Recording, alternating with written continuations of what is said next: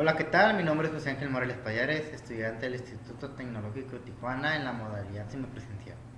A continuación presentaré un trabajo referente a la asignatura de Estadística Inferencial impartida por el catedrático Juan Morales.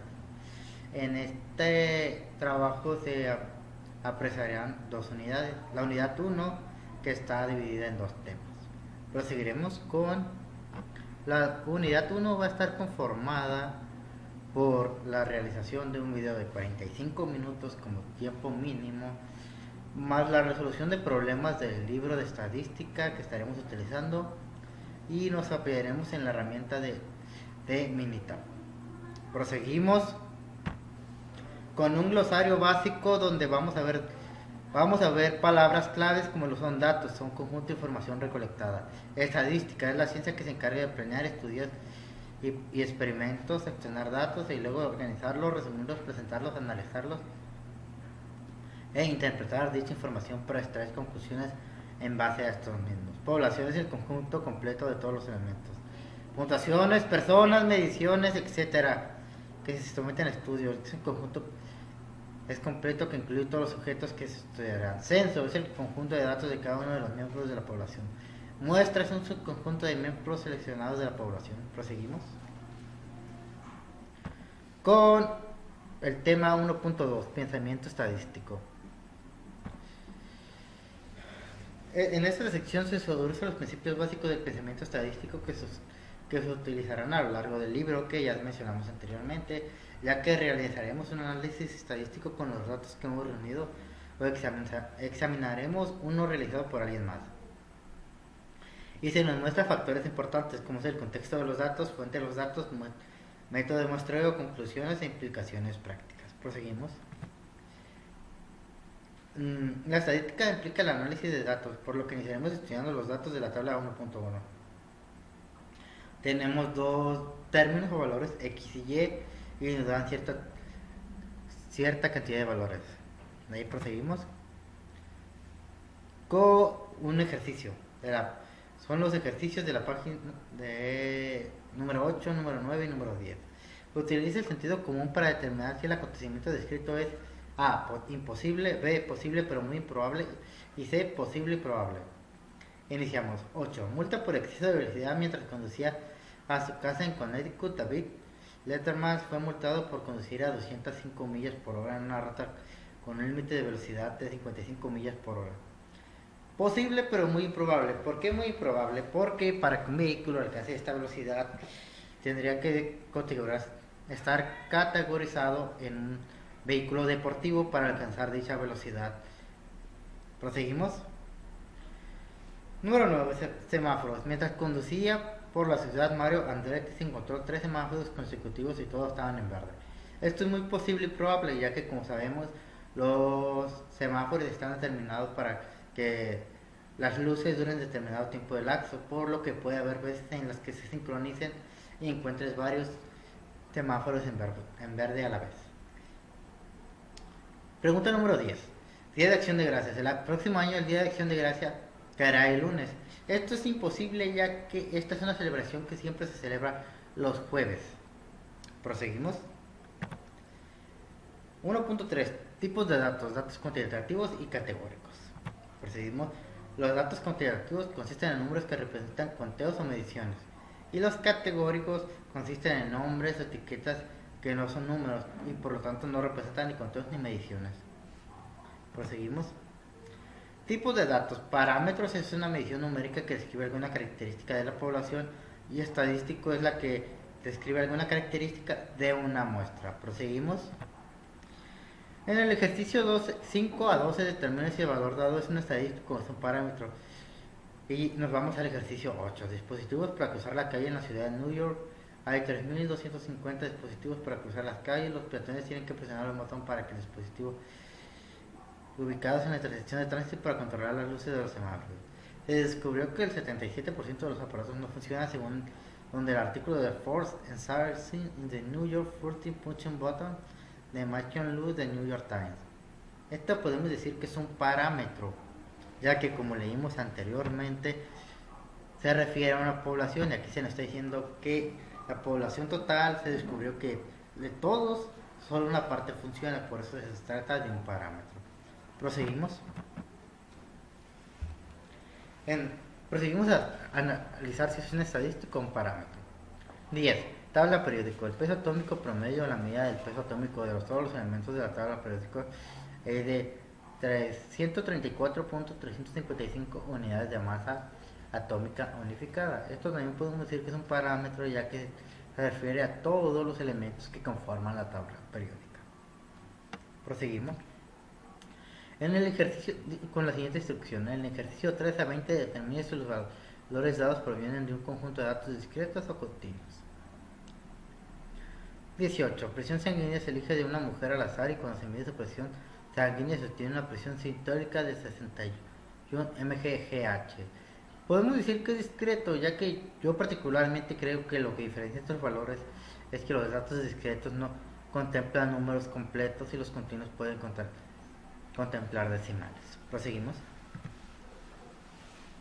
Fundamentos de la recolección de datos. Los métodos estadísticos se rigen por los datos recabados. Por lo regular obtenemos los datos de dos fuentes distintas, los estudios de observación y los experimentos. El estudio de observación veamos y medimos las características específicas, pero no intentamos modificar al sujeto que estamos estudiando. En un experimento aplicamos algunos tratamientos y luego procedemos a observar sus efectos sobre los sujetos. En los experimentos del sujeto se denomina unidades experimentales.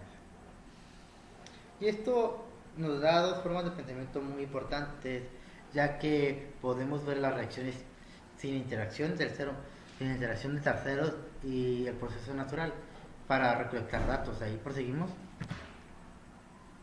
Tipos de muestra. Una muestra aleatoria simple de n sujetos se selecciona de manera que cada posible muestra del mismo tamaño tenga la misma posibilidad de ser elegida.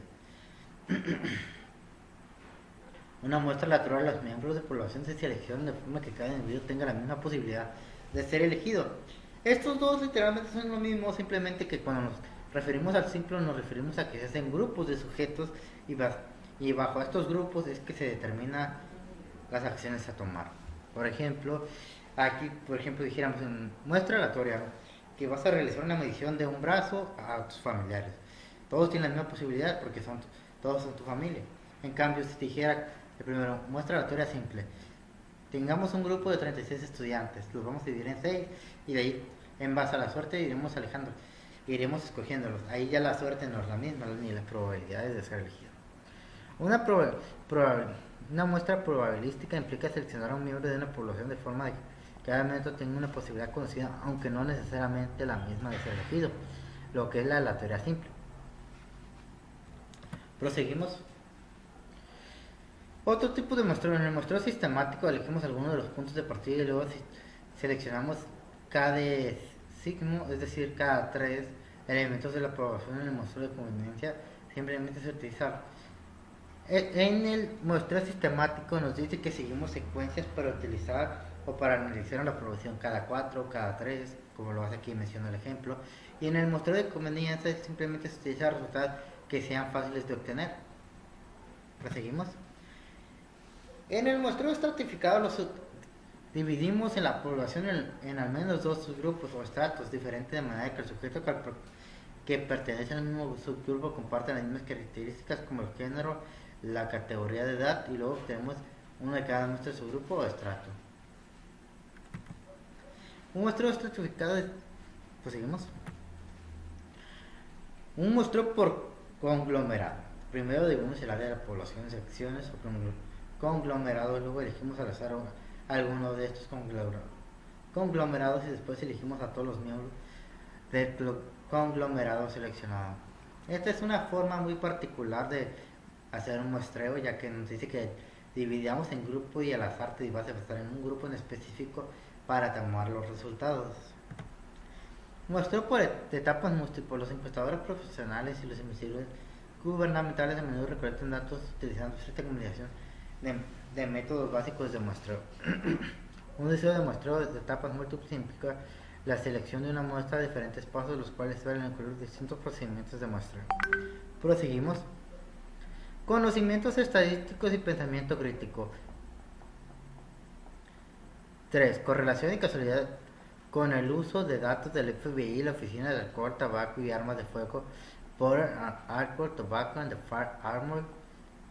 Un método estadístico demostró que para las diferentes Estados Unidos existe una correlación o asociación entre el número de armas automáticas registradas y la tasa de homicidios. Podemos concluir que un incremento en el número de armas automáticos registradas es una causa de aumento de tasas de homicidios.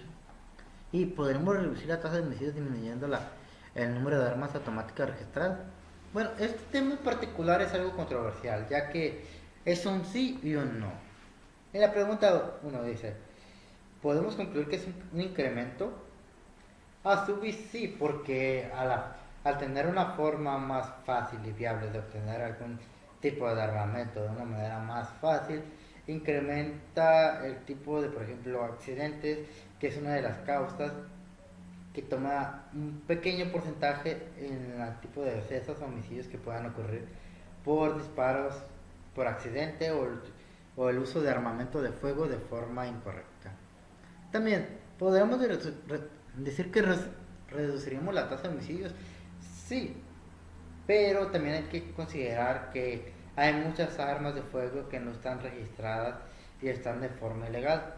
Más sin embargo, si reducimos la forma y los trámites para que sea más complicado obtenerlos, es así que el circulamiento de las armas ilegales puede ser detectado con mayor facilidad, ya que podemos determinar que un sujeto no contaría con los papeles necesarios para comprobar que posee el arma de forma legal, lo que a su vez podría evitar accidentes y o muertes, por lo cual yo creo que sí, de acuerdo, además de, sí, yo pienso que de acuerdo a que no hay información suficiente que pueda negar la afirmación, eso en sí.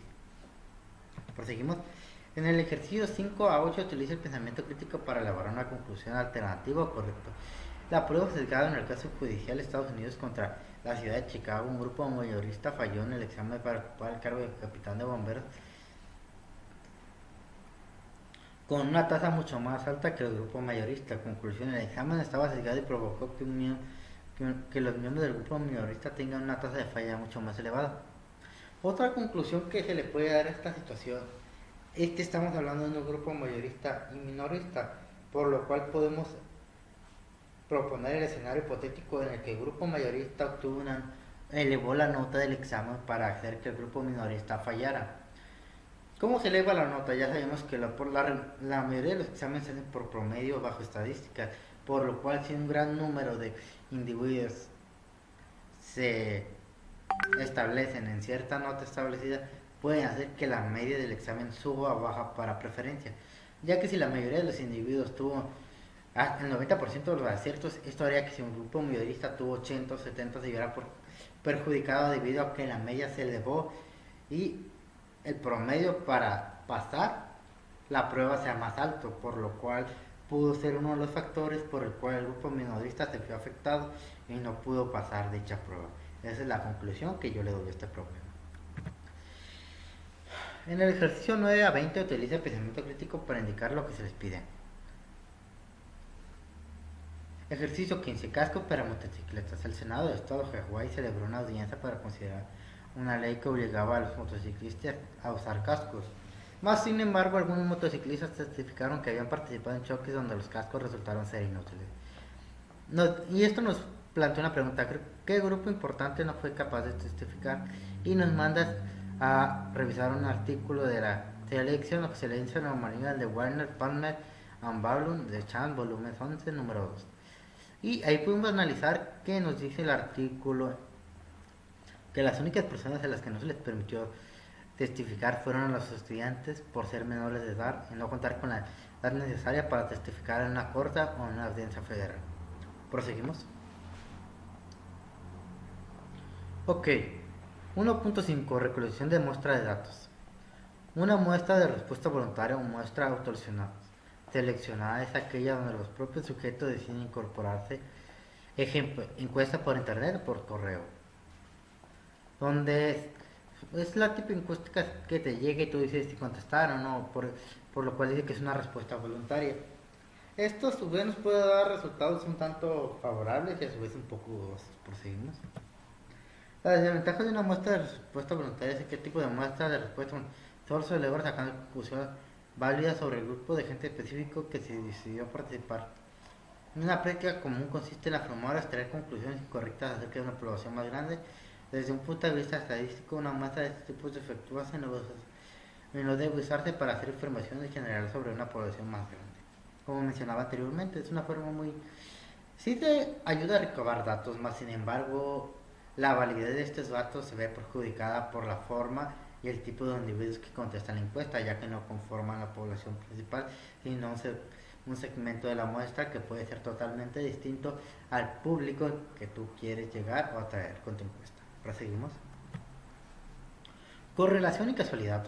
Otra forma de malinterpretar los datos estadísticos consiste en encontrar una asociación estadística entre dos variables y concluir que una de ellas es causa o afecta directamente a la otra variable. Como mencionamos, es posible que parezca que dos variables como el tabaquismo y la frecuencia del pulso estén relacionados.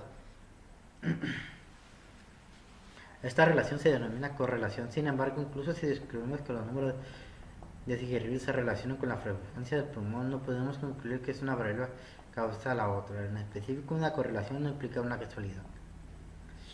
Esto lo dicen más que todo porque en algún tipo de encuestas o forma de recabar información se tienden a malinterpretar cómo se relacionan los datos, ya que, por ejemplo, si a una persona se le hace una encuesta sobre tabaquismo, alcoholismo, y esta dice que consume en gran cantidad, disculpe, se tiende a pensar que esta persona tendrá algún padecimiento relacionado con lo mismo o alguna afectación por el consumo de este producto. Sin embargo, puede ser por otras variables externas que no necesariamente se relacionan con el tema que tú estás tratando. Proseguimos. Resultados reportados cuando se recaban datos de personas o mejor toma de medidas en lugar de pedir a los sujetos que no responden a resultados. Y se pregunta a la gente cuál es su peso, es muy probable que proporcione su peso deseado y no su peso real. Si usted realmente desea obtener los datos exactos, es mejor utilizar una báscula y pesar a los individuos. Es como te digo a continuación. Ese tipo de encuestas pueden ser muy fraudulentas o no muy confiables, ya que las personas en este tipo de encuestas o en algún tipo de pregunta que las pueda afectar de forma social o en su grupo social, optarán por dar una respuesta que sea bien aceptada por la sociedad o que no los afecte de ninguna manera. Aunque su respuesta sea todo lo contrario a lo que se está planteando en dicha encuesta. Proseguimos. Preguntas que existen la respuesta. Si la pregunta de la encuesta no se redacta en forma cuidadosa, los resultados del estudio pueden ser engañosos. Es posible que las preguntas de la encuesta estén cargadas o redactadas intencionalmente para obtener la respuesta deseada. Esto se suele ver mucho en las encuestas, ya que no dan libertad a que el encuestado pueda dar su opinión 100% de forma libre, ya que usan mucho preguntas como ¿usted cree que el uso del automóvil contamina el ambiente? Y ya, según tu respuesta, prosigue una respuesta que dice: entonces, ¿considera que la industria contamina? Esta es una pregunta que te lleva a decir que la contaminación es causada por la industria, ya que hace que las personas se tengan que transportar en vehículos para llegar a las mismas. Esto es lo que, como tal, te hace responder que si tú respondiste que sí en los autos, por consecuente tienes que responder sí a la industria para no contradecirte. Por lo cual ahí están obteniendo la respuesta que la encuesta quiere, no lo que el encuestador quiere presentar con sus argumentos. Proseguimos. Orden de las preguntas. En la ocasión las preguntas de una encuesta se hacen de manera no intencional debido a factores como el orden de los reactivos que se someten a consideración. Como la que mencioné anteriormente, también aplica en esto, ya que el orden te ayuda a obtener la respuesta deseada si es lo que busca la encuesta. Conocimientos estadísticos y pensamiento críticos. Ejercicio 4. Muestra de conveniencia. El autor realizó una encuesta entre los estudiantes de la clase y les pidió que indicaran si eran zurdos o diestros. Es probable que esta muestra de conveniencia arroje resultados que sean típicos de las poblaciones, es probable que los resultados sean buenos o malos y la calidad de los resultados de la encuesta se reflejan en la calidad de la conveniencia en general. Sí, bueno y en parte, porque en este tipo de preguntas no se ve ninguna afectación por contestar de forma verídica, por lo cual podríamos decir que sí podríamos tener un estimado en base a los datos, ya que como sabemos, solo una cierta parte de la población es zurda, por lo cual te encontrarías con un gran porcentaje de personas derechas, por lo cual sí.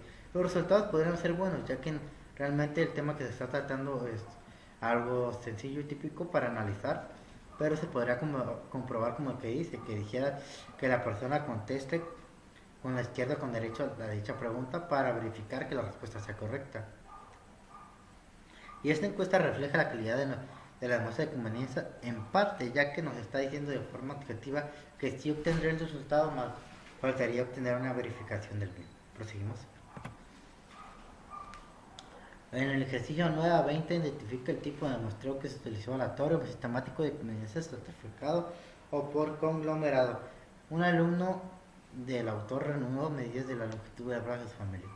Es aleatorio, ya que al tratarse de sus familiares, todos tuvieron la misma probabilidad de que se midiera la longitud de su brazo. Más sin embargo, proseguimos con el ejercicio 3 en el que dice: cata de vino, una cuestión de el autor observó al catador de vinos profesionales mientras trabajaba en una instalación de prueba de Consumer Union en New York. Suponga que la prueba incluye 3 vinos distintos elegidos al azar en 5 bodegas.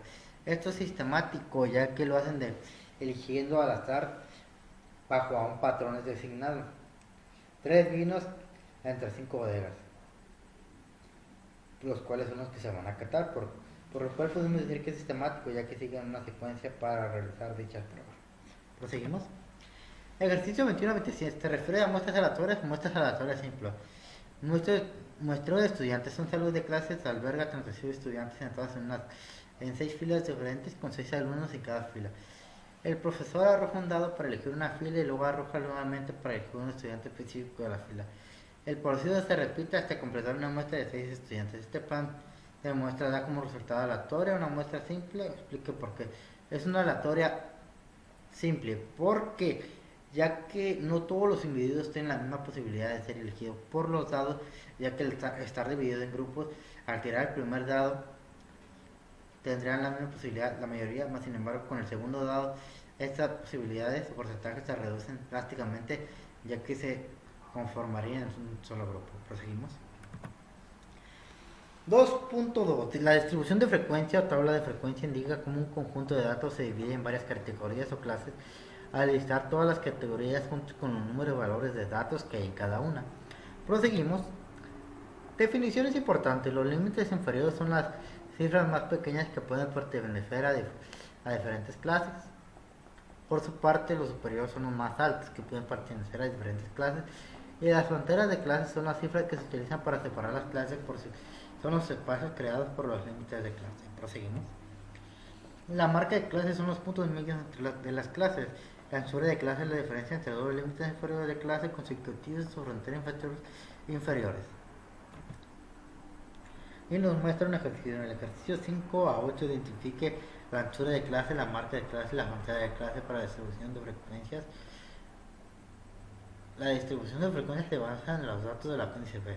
Vemos que el ejercicio 7 nos dice pesan libres de metal desecho y nos marca intervalos de 0 a 0.99, 1 y a 1.99 y nos marca una frecuencia, por lo cual podemos determinar que la marca de clase es lo que hay entre estos términos, o sea que la mitad de 99 es 49, por lo cual podemos decir que sería 0.49, 1.49, 2.49, 3.49 y 4.49, y el anchuro sería de 0.8, ya que es lo que tiene que albergar y no se puede limitar de eso. Proseguimos. Resumen gráfico de datos. Ejercicio 18. La relación de dientes de derecho a continuación se presenta en una lista de cantidades de constancio-90 en milliseculares, que hay una muestra aleatoria simple de dientes de leche. La muestra de los residentes de Pensilvania nacidos en 1979 y con base en los datos de la a UNESCO Rise in the Estonian-90 en USA de C. Justin in the 1999 Manago and the Sensing on the Total Environment. Construir una distribución de frecuencia con 8 clases, inicia con el límite de clase 10, se utiliza la anchura de clase 10 en una razón del tipo de datos importantes. Para esto vamos a realizar un histograma de radiación de dientes de leche, lo cual se verá de la siguiente manera. Aquí yo ya tengo un archivo en Minitab preguardado. Le damos a abrir. ¿Cómo vamos a hacer esto? Tomaremos los valores que tenemos ya en la tabla graficada. Haremos gráfica.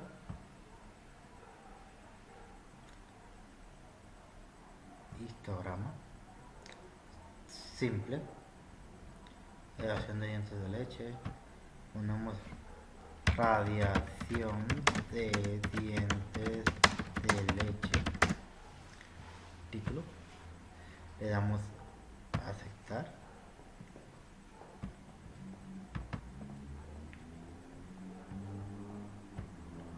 Y aquí nos pide 8. Le damos 8.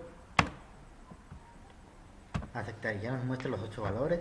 Aquí le podemos dar guión izquierdo, clic izquierdo, etiqueta de datos, usar datos de valores de y ya nos arrojaría valores, por lo cual así quedaría el histograma que se nos pide realizar en los dientes de leche. Ya le encierro esta pestaña. No quiero guardar los datos.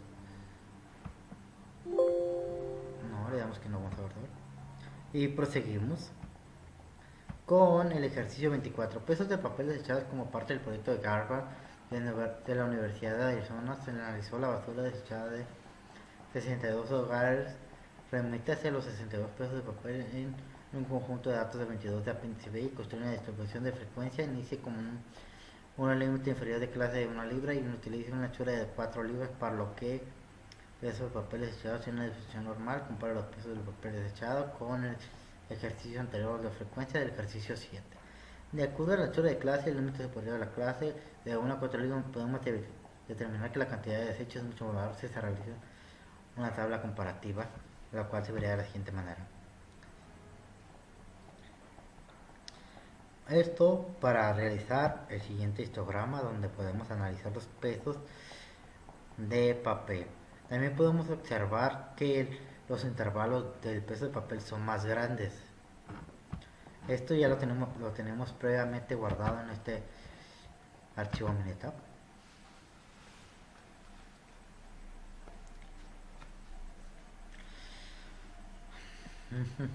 Donde tomaremos los valores, gráfica, histograma, simple, peso, le damos a aceptar. Y aquí ya tenemos nuestro histograma hecho para poder determinar lo que nos piden. Listo. Vamos a determinar que es simple. Cerramos. Y proseguiremos con el siguiente ejercicio. Ejercicio 29. Grupo de sanguíneo A. A continuación se presenta una lista de grupos sanguíneos A, B y AB de donadores de sangre elegidos al azar con base al The Great New York Blood Program. Construir una tabla donde resume la distribución de frecuencia de estos grupos. Podemos decir que el tipo de sangre O tiene una frecuencia de 22 en individuos, el A de 20, el B de 5 y el AB de 3. Lo cual también nos dice que el tipo de sangre AB es poco común. Proseguimos. 2.3. Histogramas. Un histograma es una gráfica de barras de la misma anchura dibujada con un conjunto dibujada junto a la otra sin espacios entre sí. La escala horizontal representa la clase de valores de los datos cuantitativos, en tanto que la escala vertical representa la frecuencia. La altura de las barras corresponde a los valores de la frecuencia. Proseguimos. ¿Cuánto mide un tornillo de 3.4 pulgadas?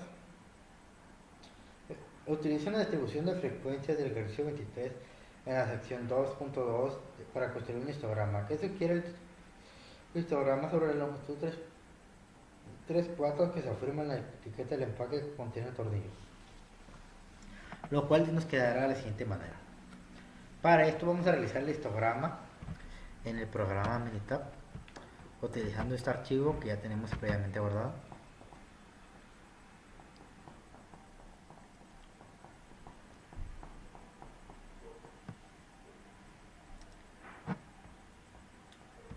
Gráfica, histograma, simple, datos, aceptar.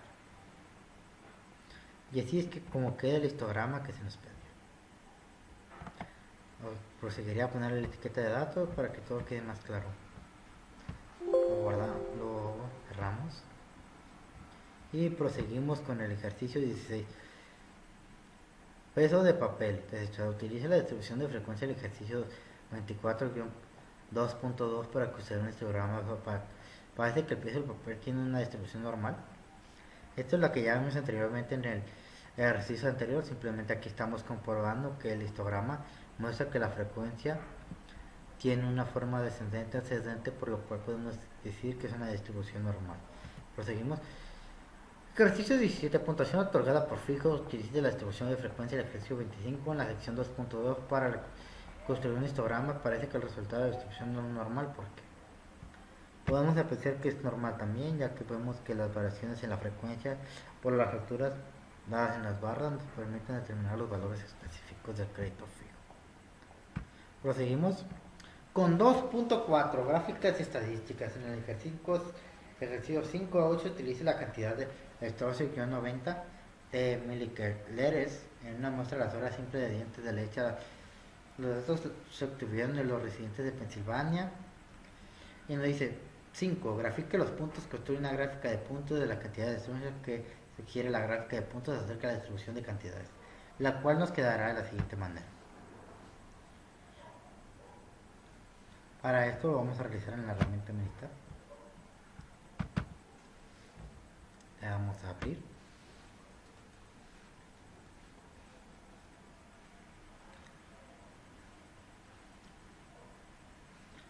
Ok, usaremos otra vez gráfica de puntos, útil simple, adición de dientes de leche, aceptar, y ahí tenemos nuestra gráfica.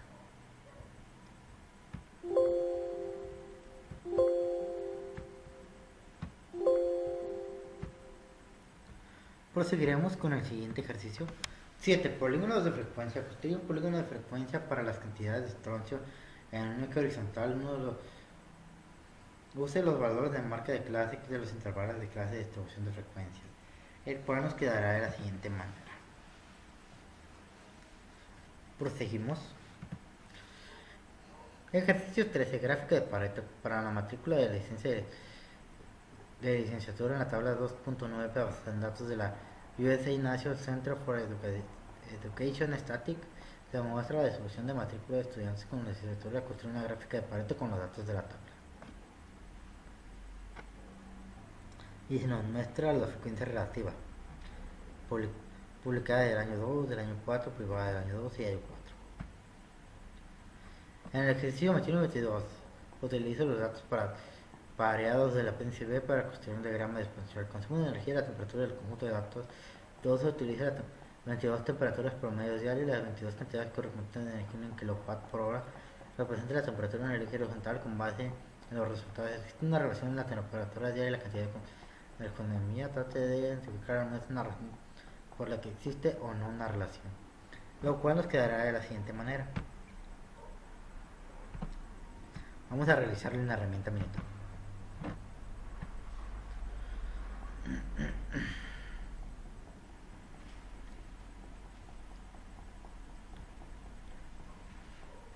Lo ponemos en grande.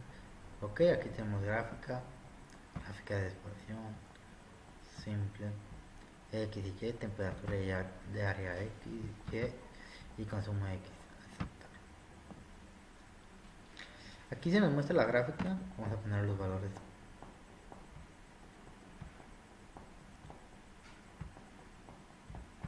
Ok, sí. Nos preguntan si tiene alguna relación el consumo y el uso de energía. Podemos determinar que el consumo de la energía se ve determinado en base a ciertos factores, más sin embargo se determina que hay horas donde se consume más corriente eléctrica, por lo cual podría haber una relación, pero no tenemos evidencia suficiente como para presentar y especificar que es una dependencia total. Proseguimos. 2.5. Pensamiento crítico, gráficas inadecuadas, conocimiento estadístico y pensamiento crítico. 3. La ética de las estadísticas ponga que como reportero de un periódico usted debe graficar datos que muestran de un alto nivel de tabaquismo causan un mayor riesgo de cáncer pulmonar. Puesto que se podría ayudar a la gente a salvar vidas al crear una gráfica que exagere el riesgo de cáncer pulmonar, ¿sería ético contribuir a este tipo de gráficas? No. Más sin embargo, hemos visto que la acción que toman los medios en base a un tema en específico puede repercutir en la importancia que la sociedad le da al mismo. Sabemos que hay acciones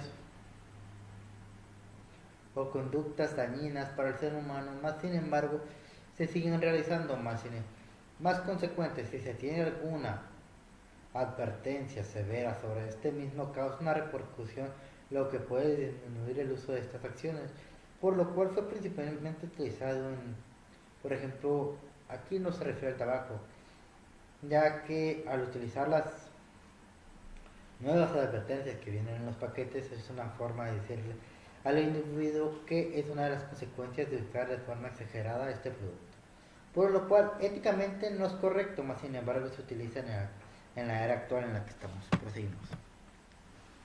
Ejercicio 5 a 10. Responde a la pregunta acerca de la gráfica.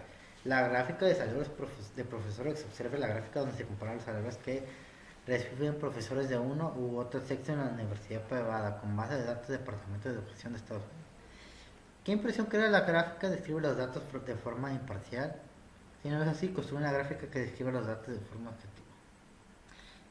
Mira, para este tipo de suceso nos hace falta mucha información para poder determinar cómo sería una gráfica objetiva, ya que sin embargo a simple vista parece que los hombres tienen una mayor remuneración, una mayor ganancia al dar las clases con el salario promedio en la universidad privada. Más sin embargo no podemos decir que esto sea así porque no podemos determinar la cantidad de docentes que hay de este género en la institución, y a su vez nos está diciendo si hay salarios preestablecidos, ya que podría haber individuos que ganen más que otros, lo cual podría tener una afectación directa en la forma en la que se percibe la gráfica, ya que una forma de interpretar esta gráfica es que los hombres tienen una mayor paga que las mujeres en dicha escuela, diciendo que una docente de género más femenino ganaría 20,000 menos que un docente de género masculino, por lo cual la gráfica da una impresión imparcial y no es correcta. Proseguimos. Pensamiento crítico, gráficas inadecuadas. 8. Gráfica consumo de petróleo. La siguiente gráfica utiliza cilindros para representar los barriles de petróleo consumidos por Estados Unidos y Japón. La gráfica distorsiona los datos o lo describe de forma imparcial porque sí. ¿Por qué? Si la gráfica distorsiona los datos, construye una gráfica que los represente de forma objetiva. ¿Por qué? Porque esto se basa mucho en la impresión que quieren dar. Nos dice que Estados Unidos consume 20 millones de barriles y Japón 5.4. La forma en la que se representan nos quiere dar a entender que Estados Unidos es la que consume diariamente más petróleo. Aunque la respuesta sea así, la forma en que lo presentan es incorrecta, ya que al utilizar formas cilíndricas podemos determinar que una forma cilíndrica, según su diámetro y su ancho, puede contener mucho más producto que la otra, más sin embargo por la impresión que da puede causar una impresión errónea, lo que simplemente puede ser imparcial y acusar o incluso ser propensa a dar un mensaje oculto en la mente.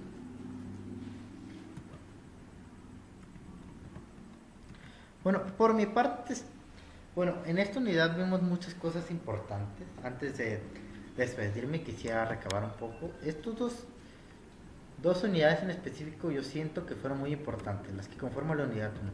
¿Por qué? Porque en una se le da una gran importancia a lo que es el pensamiento crítico, la deducción y los planteamientos para poder determinar las situaciones que se nos presenten. Para poder determinar qué tan posible, las probabilidades que tiene un suceso de ocurrir, como lo vemos en el punto 2, 1.2.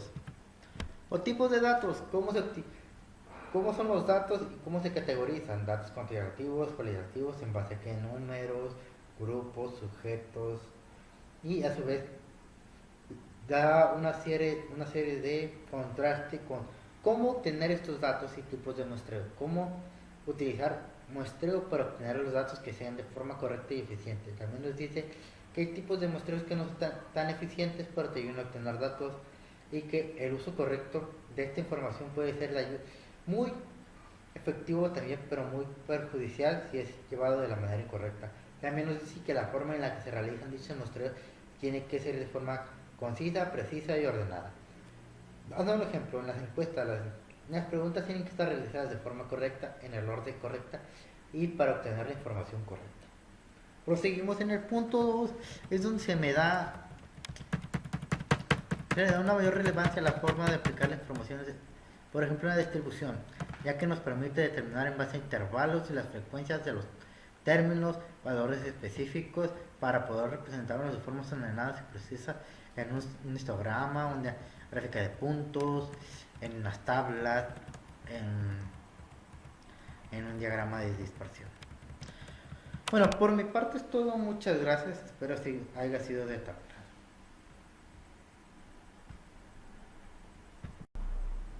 Y así es como concluye esta unidad. Realmente yo creo que estos dos temas que conforman la unidad número 1 son de vital importancia, ya que nos ayudaron a determinar muchas cosas y nos presentan la importancia de ver y analizar las cosas que presentamos, hablamos y entablamos. Daré un breve repaso de todo lo que vimos en esta unidad. Permítanme. Realmente a mí se nos hizo una pequeña introducción con datos que son de vital importancia y que son conceptos que deberíamos tener aprendidos como cultura general, ya que es algo que siempre vamos a encontrar en algún tipo de encuesta, informe científico, artículos, como lo que es la estadística, la población, un censo, una muestra, datos. Un dato, lo más importante, es un conjunto de información recolectada, es algo de vital importancia. También le quiero dar una vital importancia al 1.2, 1.3 y 1.4. Porque el pensamiento estadístico nos plantea la forma en la cual se tiene que tener un raciocinio sobre la información en base a su contexto, fuentes, métodos de muestreo, conclusiones e implicaciones prácticas. Porque según el contexto que se base la información te puede determinar la forma en la que se toma, ya que como hemos visto en muchos datos, la información se puede presentar de una manera y según el contexto que se le quiera dar puede tener alguna otra implicación. La fuente de los datos también es de vital importancia, ya que como vimos en los tipos de muestreo, la forma en la que se obtiene una información es de vital importancia, ya que puede determinar qué tan efectiva y viable es utilizar esta misma. Los métodos de muestreo ni se digan, son de vital importancia, ya que nos dice que hay distintas formas de obtener la información para analizarla, establecerla y base la misma dar hipótesis. Podemos tener hipótesis o conclusiones correctas o alternas sobre un suceso específico, como ya lo vimos en el ejercicio pasado. Y las implicaciones prácticas que esto puede tener, en base a esta información podemos decidir o determinar subsecuentes o consecuencias de las mismas.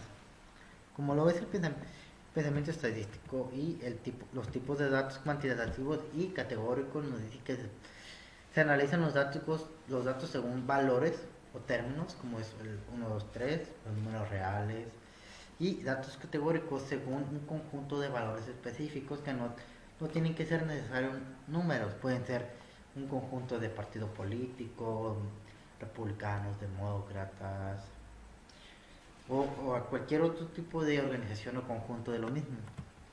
Y también podemos ver el 1.4, que es el pensamiento crítico. Esto verdaderamente a mí me gusta mucho, porque tener un criterio sobre la información y cómo la analizas es de vital importancia para determinar qué tan verídico o qué tanta congruencia tiene un enunciado o una información que se te presenta.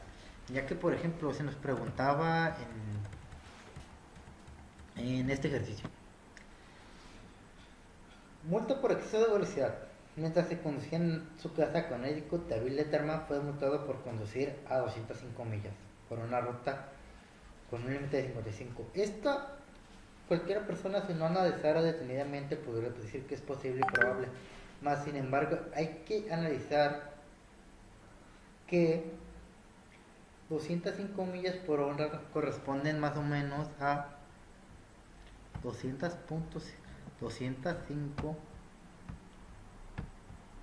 por 1.6, que sería equivalente a 328 kilómetros por hora, que es un dato de vital importancia, ya que, como sabemos, solo hay los autos deportivos o semideportivos alcanzarían esta velocidad, ya que un auto normalmente tiene un promedio de hasta 200 kilómetros por hora. De ahí proseguiremos con la segunda parte de la unidad, que también se me hace de verdaderamente importante, ya que se nos presenta una de las gráficas que es más básica y se utiliza mucho, que son los histogramas. Los histogramas son esta tablita donde se nos muestra de forma ordenada la frecuencia, la frecuencia de los datos en base a los datos que se están tomando para realizar dicha tabla. ¿Y cómo obtenemos estos datos? En el 5.5 se nos dijo los tipos de muestreo. Ya vemos que es aleatorio, sistemático, de conveniencia, estratificado por conglomerado.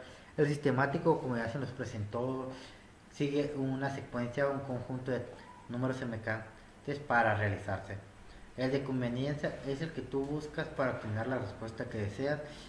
El estratificado es para un conjunto y el conglomerado es para dividir un conjunto de una población en conjuntos y a muestras específicas y basarte simplemente en una muestra de esa población total. Y realmente es de vital importancia. Todos estos puntos, realmente en esta unidad disfruté mucho realizarla, ya que aprendí muchas cosas. Como ya dije, el histograma es de vital importancia. Gráficas de estadísticas que son vitales para la estadística, presentar la información de forma gráfica para poder tener un entendimiento más práctico sobre lo que se está realizando en base a frecuencia, marca de clase, límites inferiores, superiores, gráficas de puntos, diagramas de frecuencia, diagramas de distorsión, gráficas de estadísticas, en el análisis de consumo, ya que en estadística es lo que más vamos a ver: determinar variantes, pensamiento crítico sobre gráficas inadecuadas o realizadas de forma incorrecta. Después de haber dicho todo esto, creo que por mi parte es todo. Muchas gracias por su atención.